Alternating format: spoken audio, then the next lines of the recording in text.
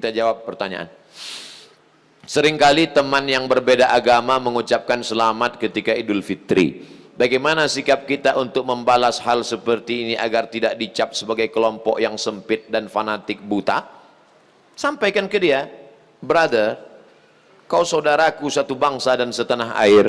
Aku tidak bisa mengucapkan selamat Natal karena bagi kami Nabi Isa itu bukan Tuhan, dia adalah Nabi utusan Allah, dan bagi kami dia tidak lahir tanggal 25 Desember. Kuharap kau tidak tersinggung dengan ini. Kalaupun kau tersinggung, ya nggak apa-apa. Saya punya sahabat tidak Islam, tapi saya sampai hari ini masih teman baik, dan dia tidak tersinggung karena dia tahu keyakinan saya. Itulah makna persahabatan. Persahabatan itu seperti kepompong, berawal dari ulat menjadi kupu-kupu. Persahabatan itu kan saling memahami, saling mengerti. Bukan kita mengorbankan akidah kita. Bukan berarti dia ucapkan Idul Fitri 1 Syawal, mohon maaf zahir dan batin, lalu kita balas dengan ucapan yang sama. Tapi di hari baik, di hari yang lain, saya tetap datang bersilaturahim. Saya tetap datang berkunjung ke rumahnya. Dia beri saya minuman kaleng. Dia tahu dalam akidah saya makan bekas makanan yang tidak halal tidak boleh. Dia kasih saya kue kotak, dia kasih saya minuman kaleng. Kami saling menjaga sampai hari ini. Bukan berarti saya tidak punya kawan beda agama. Semoga Ustadz selalu sehat, amin. Diberkahi, amin. Dirahmati, amin. Mohon motivasi, insya Allah. Pemuda yang berhijrah terkadang merasa putus asa karena selalu teringat dosa di masa lalu. Kalau kau masih ingat dosa, alhamdulillah. Yang khawatir justru kau nggak ingat dosa. Setelah hijrah kau merasa sudah menjadi penghuni surga, yang lain masuk neraka. Setelah hijrah, bapaknya masuk neraka, emaknya masuk neraka. Yang masuk surga cuma dia, istrinya, sama gurunya. Di kaplingnya surga itu. Memang dia panitia akhirat. Orang yang diterima taubatnya ketika dia mengenang dosa-dosanya di masa lalu, maka hatinya hancur lebur, air mata tak tertahan menetes. Itu orang yang taubat nasuha. Ini sekarang punya banyak juga yang hijrah ini. Ustadz, saya ini dulu nakal. Kartu kuning sudah datang. Banyak juga saya ketemu orang yang sudah hijrah taubat. Apa kata dia? Ustadz, saya ini semua minuman sudah saya minum, semua perempuan sudah saya rasa, dari Afrika sampai Eropa. Ente taubat apa bangga? Dosa kok bangga? Ini yang taubatnya diterima Allah SWT. Rasa takut kepada Allah. Apa tujuan puasa 30 hari? Ya ayyuhalladzina amanu kutiba alaikumusyamu kama kutiba alal ladzina min qablikum la'allakum takut. Wahai engkau saudaraku, engkau sudah punya rasa takut dalam hati. Dengan bekal takut inilah engkau akan masuk ke dalam surga Allah Subhanahu wa taala. Ada orang minta jasadnya dibakar, abunya di laut dihanyutkan. Kenapa? Karena dia takut. Sebelum zaman Nabi Muhammad SAW, karena dia takut kepada Allah. Kata Allah SWT, karena dia takut kepada aku, masukkan dia ke dalam surga aku. Makanya di antara doa, Allahumma qasim lana min khasyatika ma tahulu bainana wa baina ma'asik. Tanamkan rasa takut ke dalam hati kami, sehingga dengan rasa takut itu kami tidak jadi melakukan perbuatan dosa. Pak Ustadz, tadi saya ke mall, terus tiba-tiba datang cewek ngasih nomor, dia ngajak saya jalan, terus tiba-tiba datang rasa takut saya, Pak Ustadz. Akhirnya saya nggak jadi jalan. Takut sama siapa? Sama suaminya.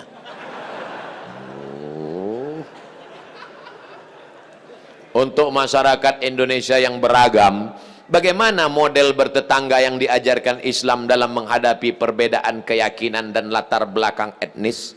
Saya nyewa rumah ngontrak di Mesir di lantai bawah. Di atas namanya Baba Yosef Hana. Baba Yosef Hana, agamanya Kristen Ortodok. Saya bertetangga 2 tahun, dari tahun 2000 sampai 2002. 2002 bulan November pulang. Suatu ketika kami datang mengadu ke Baba Yosef.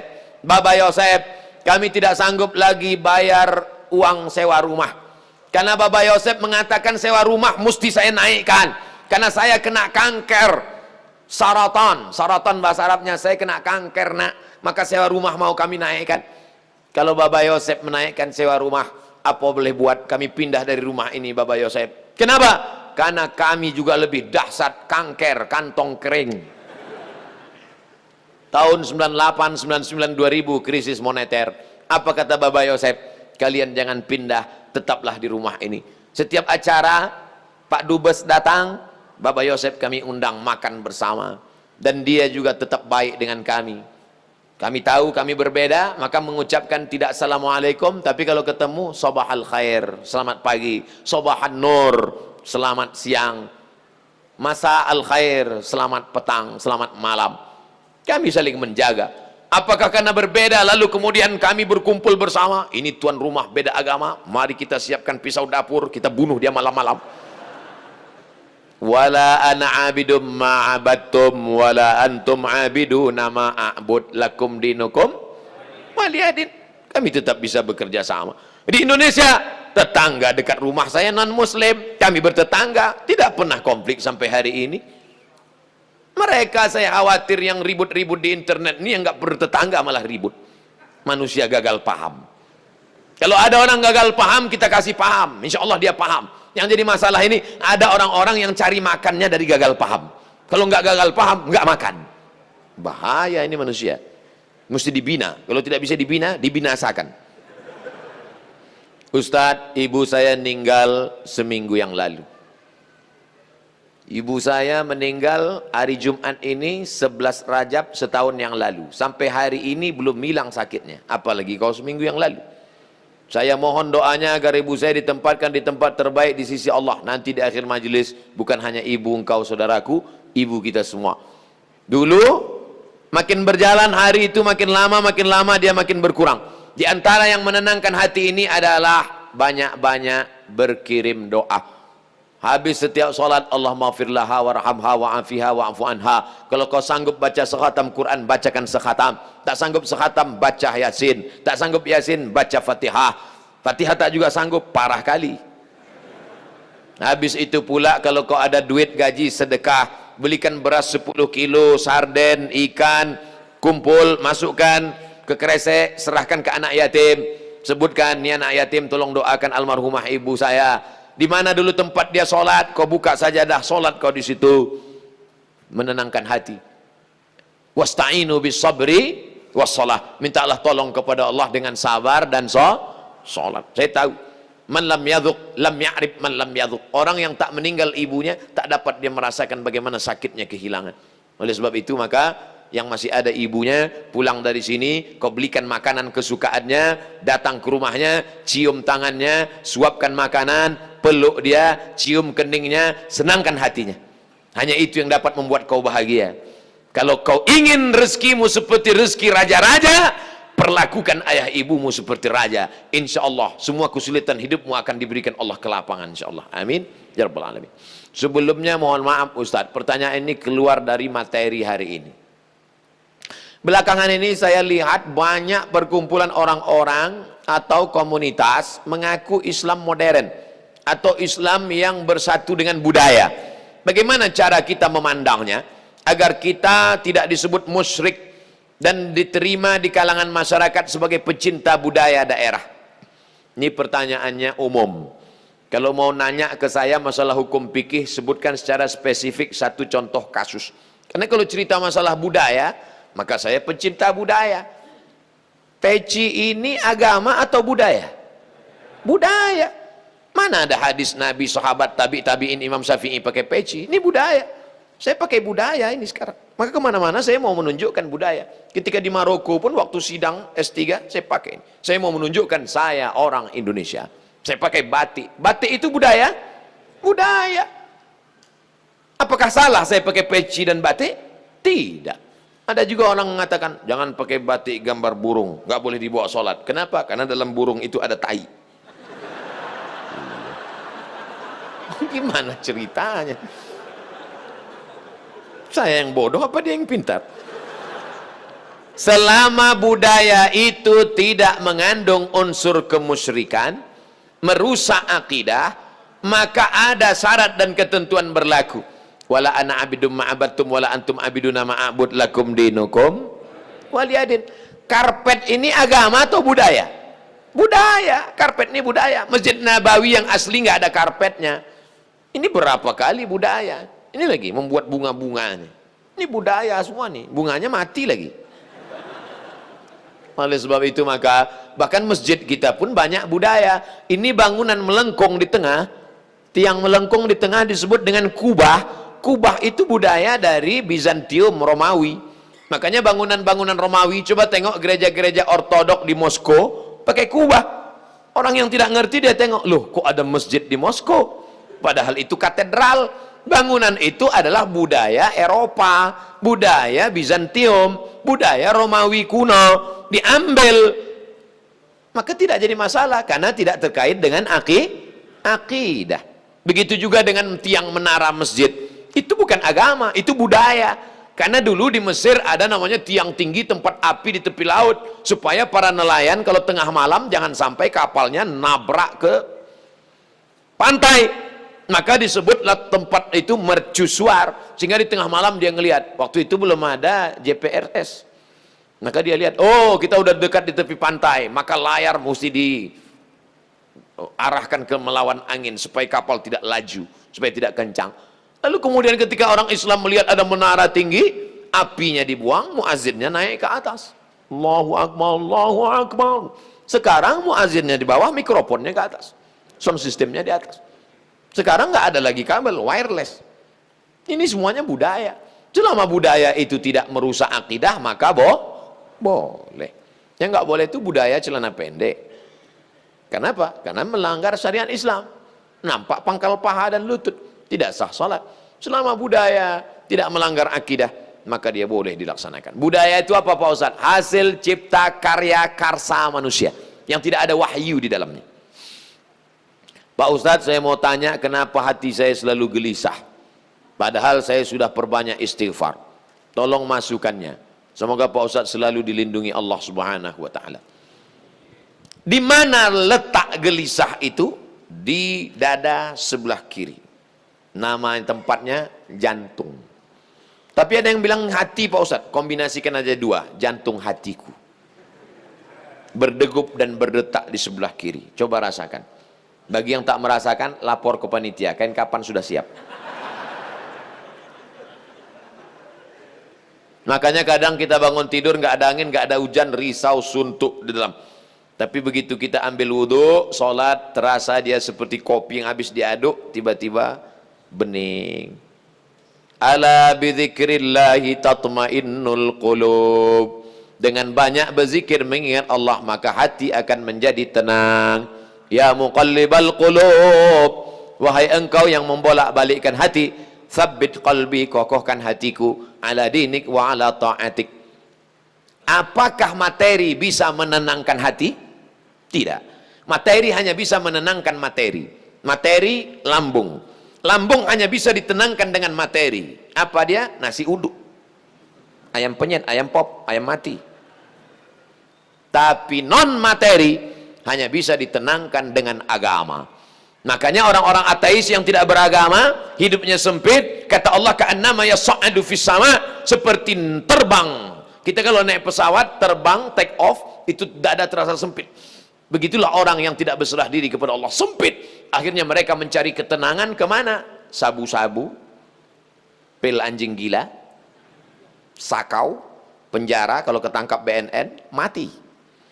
Angka bunuh diri terbesar di dunia bukan di Republik Indonesia, bukan di Asia, tapi justru di Eropa dan Amerika, karena mereka meninggalkan agama. Stres, depresi, mobil mewah tapi nggak bisa tidur malam, jam 2 malam stres, depresi. Makan obat tidur, tidur, bangun tidur, stres lagi, bangun tidur, tidur, mati. Sementara kita tenang. Begitu datang ke masjid, duduk, ngelihat muka ustadz, tertidur. Panitia penutup bangun. Fabi ayyi ala'i rabbikuma tukadziban. Nikmat tidur apalagi yang kau dustakan? Orang barat setengah mati makan pil tidur supaya bisa tidur. Nama penyakitnya insomnia. Orang kita baru ngelihat. Berikut ini mari kita dengarkan tausiah. Demikianlah tausiah ini saya sampaikan. Kurang apa lagi? Maka kalau ada teman di sebelah tidur, biarkan. Dia sedang mensyukuri nikmat Allah Subhanahu wa Ta'ala.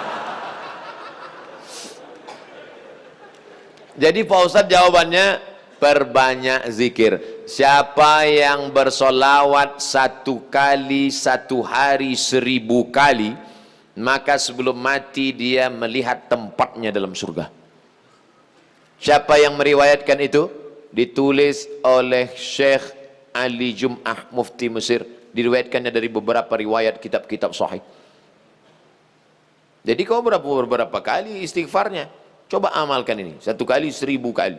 1 hari 1000 kali. Beli tasbih yang ujungnya ada 10, 100 kali putar. Allahumma sholli ala sayyidina Muhammad wa ala ali Muhammad. Allahumma sholli ala sayyidina Muhammad. Kadang-kadang belum sampai 200 kau udah tertidur.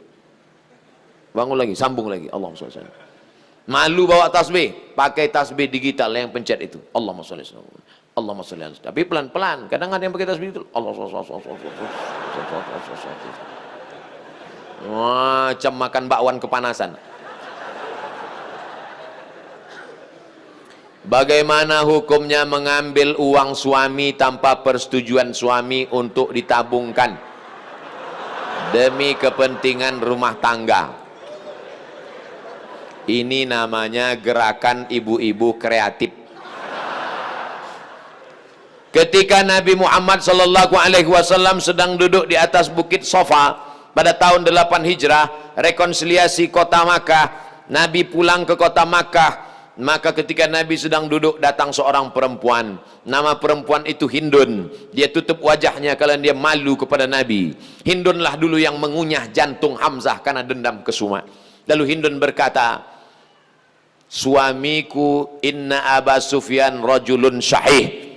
Wahai Rasulullah, suamiku itu Abu Sufyan orangnya pelit, medit, kedekut, bakhil. Apa lagi? Bapak ibu hafal seterusnya. Apa kata Nabi SAW? Ambillah uang dia selama untuk mencukupi kebutuhan engkau dan anak-anakmu. Ini kabar gembira bagi ibu-ibu sekalian. Tapi ingat, mencukupi.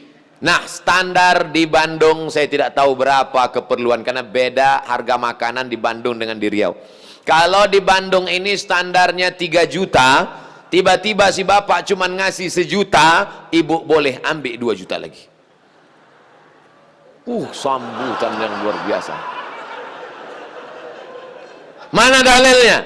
Itu ayat bapak bapak baca waktu akad. Wa ashiruhunna bil ma'ruf. Bergaulilah mereka dengan ma'ruf. Ma'ruf diambil dari kata urf. Urf artinya tradisi setempat. Dasar pengambilan hukum dalam Islam ada 10. Quran, hadis, ijma', qiyas, syar'u man qablana, saddu zara'i, qaulus sahabi, istihsan, istishab. Urf. Urf artinya standar umum di kota Bandung berapa. Kalau umumnya di Bandung ini 5 juta, ternyata selama ini dia kasih 2, berarti ibu bisa ambil 3 menurut standar dan ketentuan berlaku.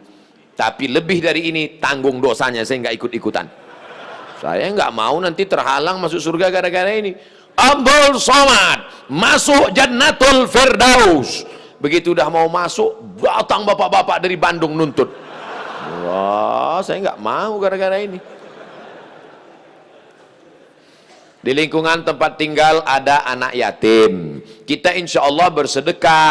Tapi di saat ada keluarga yang sangat butuh bantuan, gimana Pak Ustadz? Wal jari dzil qurba wal jaril junubi. Ada tetangga tapi enggak kerabat, tapi ada tetangga dan ada hubungan kerabat keluarga, maka yang didahulukan adalah yang ada hubungan kerabat. Itu kaedahnya. Baik dalam hal membantu maupun dalam hal pergi kondangan. Undangan hari Ahad ada 5. Bagaimana kita menyusun skala prioritasnya? Yang pertama tetangga kerabat, habis itu tetangga tidak kerabat, habis itu teman sekantor, ring 1, ring 2 gitu. Dalam hal ini boleh nepotisme. Sekarang orang enggak, kalau ada undangan 5, yang pertama pejabat, orang kaya, tetangga yang miskin enggak punya apa-apa, yang kira-kira cuma makan sayur sama telur ayam. Ini enggak benar. Oleh sebab itu dalam hal membantu dulu keluarga. Tapi sekarang orang lebih mau bantu orang lain daripada bantu keluarga. Kenapa kamu lebih mau bantu orang lain daripada keluarga? Kalau bantu orang lain, pujiannya melambung. Kalau bantu keluarga, masa cuma ngasih segini?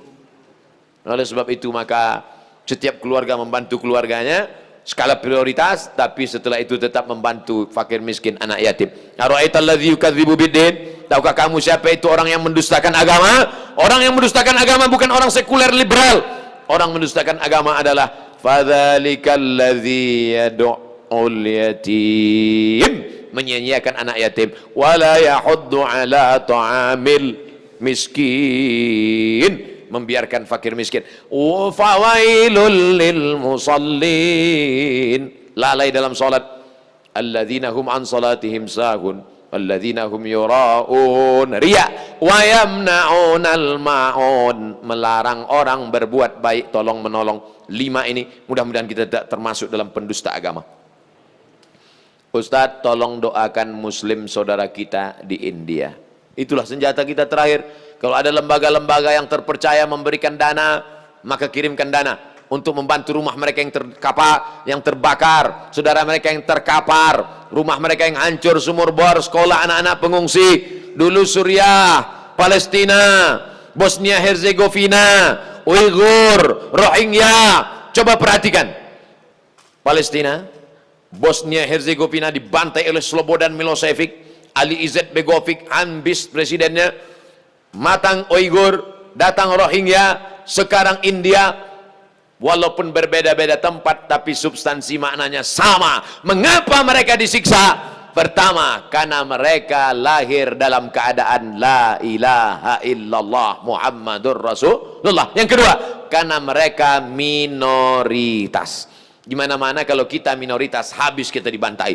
Tapi kalau kita mayoritas, maka kita selalu menjaga kedamaian, keselamatan. Karena kita adalah agama Islam. Islam berasal dari kata salam. Salam artinya damai. Maka insya Allah, kalau kita menjadi mayoritas, maka saudara-saudara kita yang minoritas akan terjaga dalam kedamaian insya Allah. Amin ya rabbal alamin. Ala hazihi niyah, untuk niat yang baik. Al-Fatihah. A'udzubillahi minasyaitonir rajim. Bismillahirrahmanirrahim. Alhamdulillahi rabbil alamin. Ar-Rahmanir Rahim, Maliki yaumiddin. Iyyaka na'budu wa iyyaka nasta'in. Ihdinas siratal mustaqim. Siratal ladzina an'amta 'alaihim ghairil maghdubi 'alaihim waladdallin. Amin. Allahumma ansur ikhwanana al-mustad'afina fi Palestin. Tolong saudara kami sedang teraniaya di Palestina, di Rohingya, di Uighur, yang terakhir di India. Ya Allah, qawi imanahum, kuatkan iman mereka, sahih ajsadahum, sehatkan badan mereka, waj'alhum minal mujahidina fi sabilik, jadikan mereka orang-orang mujahid di jalanmu ya Allah, waj'alhum minas syuhada al-maqbulin, jadikan mereka orang-orang yang mati syahid, diterima amalnya ya Allah. Allahumma dafa'an al-ghala wal waba wal fasha wal riba wal zina wal munkar. Selamatkan negeri kami dari segala malapetaka, bencana, riba, zina, narkoba, perbuatan keji dan munkar.